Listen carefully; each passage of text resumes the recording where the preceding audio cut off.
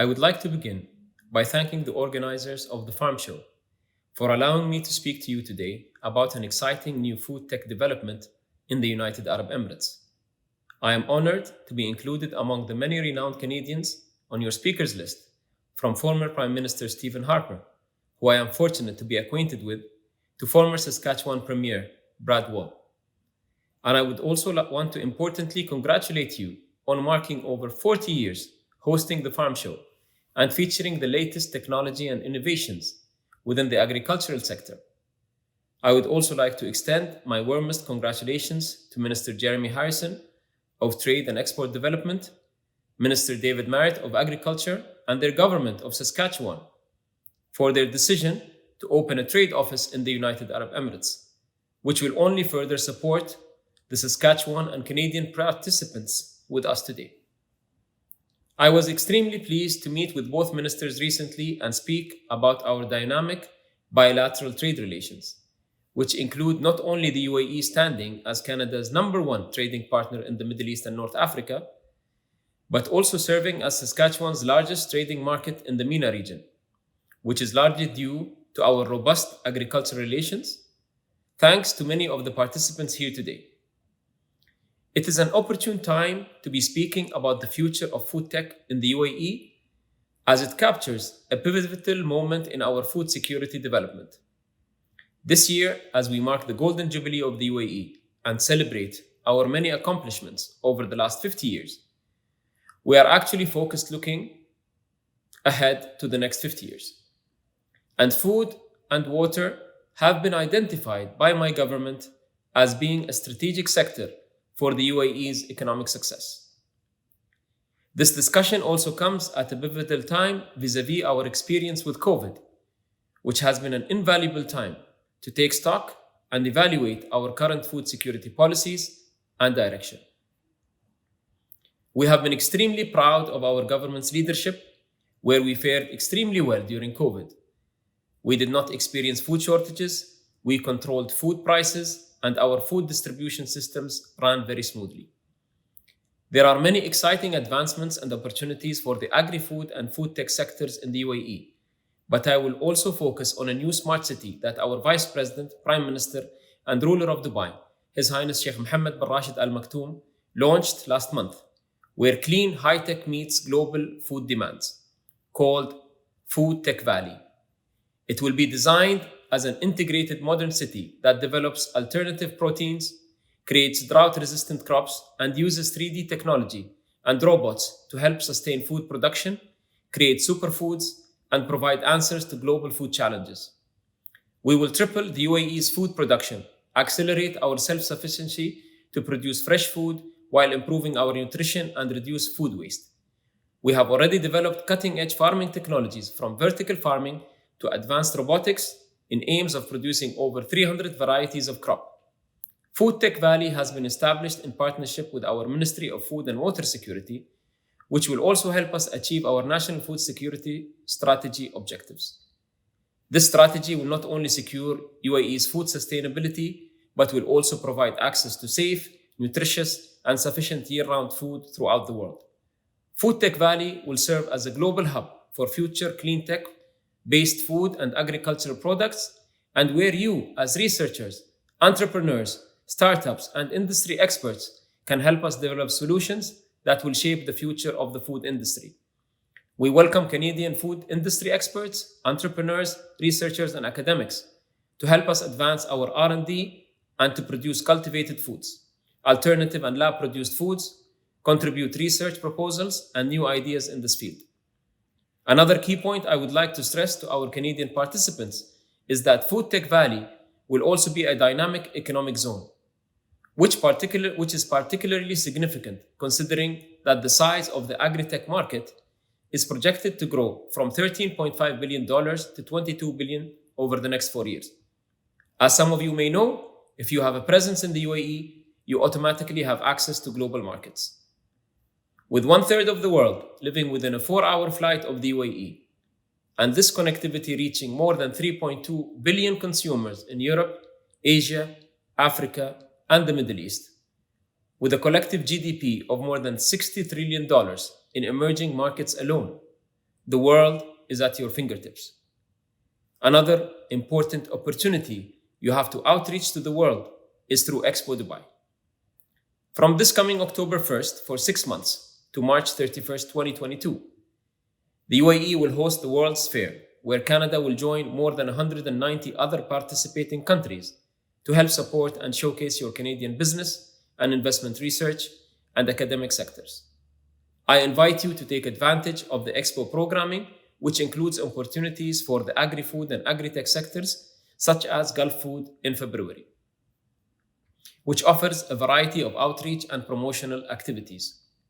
Finally, another exciting opportunity within the agri-food and agri-tech sector for Canadians is the new $1 million Food Tech Challenge Award, which was held for the first time last year to help us achieve the targets of National Food Security Strategy. We look forward to working in collaboration with knowledgeable partners such as you to further enhance our national food security strategy, not only for the United Arab Emirates, but in support of a sustainable, healthy, equitable, and prosperous future for the next generation of our global community. Thank you for listening. Good morning and good afternoon. Bonjour and marhaba. Honorable Minister David Marit, Excellency Ambassador Al-Raqbani, ladies and gentlemen, I'm so pleased to be part of this forum at a time when Canada and the UAE are strengthening linkages in every economic sector, and in particular in the growing trade and agriculture, which relates to the topics of the forum that we are inaugurating today. Canada has been and continues to be committed to supplying the UAE with quality, safe, and sustainable food throughout this time of global uncertainty and beyond. Canadian exports to the UAE, comprising primarily of strategic food commodities like oilseeds, cereals, pulses, have been growing steadily over the last several years, reaching almost $1 billion last year. This reflects the trust that UAE buyers have in the quality and the reliability of our food supply. And we highly value this relationship. We value also our key partners in the UAE and in the Middle East who trust our food exports. Canada is viewed in the Middle East as an agriculture powerhouse that goes beyond being just a supplier of food. Canadian companies have strong capabilities in clean technologies and agri-technologies that can support the UAE food security strategy that Ambassador Al-Raqbani just spoke of. And we're already seeing growing areas of collaboration in vertical farming, smart irrigation technologies, aquaculture, and more. And for example, we'll hear a bit later today about Quebec's Eno 3B that's working with Madar Farms in Abu Dhabi to produce microgreens using vertical farming. But the Canadian expertise is found all across the country. We have state-of-the-art R&D centers, incubators, and accelerators for agri-tech, covering numerous specialization.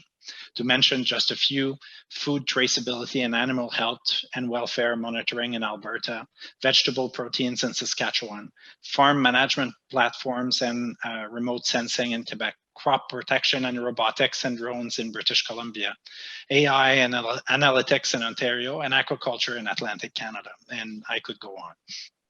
On the other hand, the UAE is viewed for Canadian firms as a key economic hub with efficient air and sea connection and a developed infrastructure that makes it an ideal place to establish and expand a business.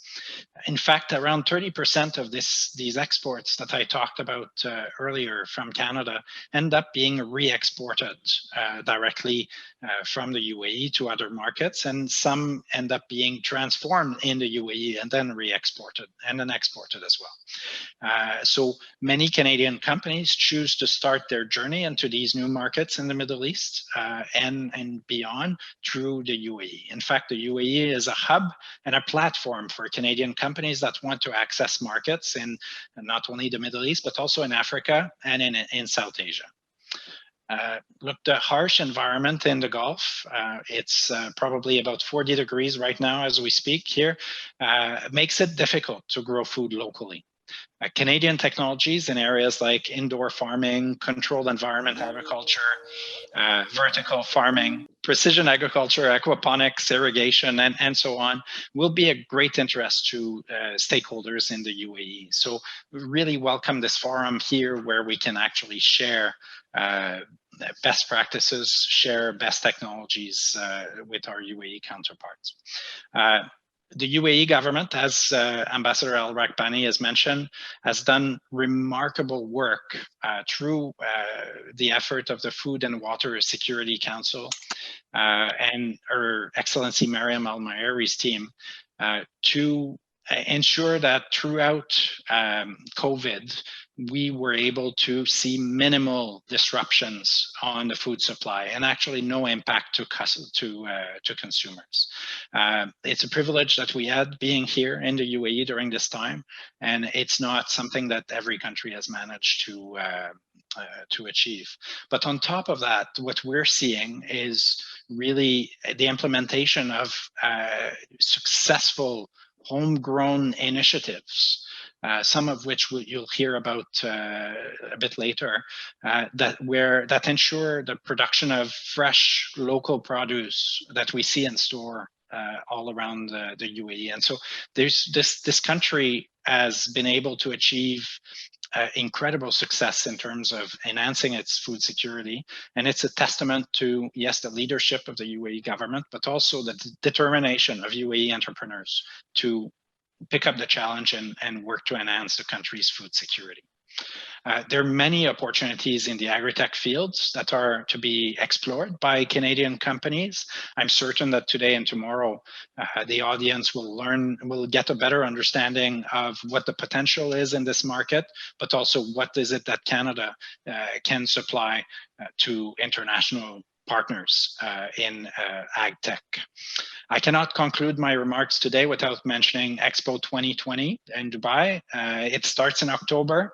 Expo will be really the first major event where the world will convene and have a chance to create some of an in-person business linkages. And as I said, Dubai will be that crossroad that connects the broader region. So for Canadian participants, we will be thrilled to welcome you in the fall or in the winter in Dubai for Expo. We'll have tons of activities and trade missions designed for you to make those connections, many of which we'll do in partnership with the CABC. I encourage you to stay closely connected to CABC to find out more about Expo. The Trade Commissioner Service in the UAE is also there to help you access opportunities and look for partnerships and help you promote your products and services in the market. So thank you for tuning in today. I'd like to salute the Honorable David Marit, Minister of Agriculture for Saskatchewan. I had the pleasure of welcoming him in early 2020 before the pandemic in the UAE during his last international business trip. And Minister, your and Saskatchewan's commitment to the UAE market is a great illustration of our strong and growing bilateral relationship with the UAE. The thought of losing 2 members of your family is too much.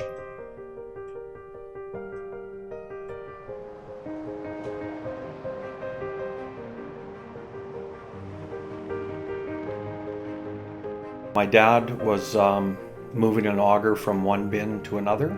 My son at that time would have been about 11 years old, and he was helping Grandpa back the auger up to the bin to make sure he got it in the right position. My dad pulled a little too far ahead, and the auger was up a little bit too high, and it contacted the power line. The tractor stopped, and it blew 2 tires on the tractor. Sorry, I'm a little bit emotional about this one. My son didn't realize what had happened. The tractor stalled. My dad was trying to get the tractor going again. He realized too late what had happened. My son was walking towards the tractor to see what was wrong. In the meantime, my dad managed to get the tractor going again and back it away from the power line. So, get educated. Become aware of all the potential hazards around those power lines. Always look for ways to improve and do things safer and better. education is key and pivotal. Don't take chances.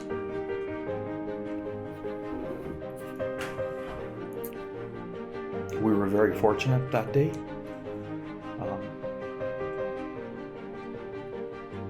Lots of people aren't fortunate, so don't take it for granted ever.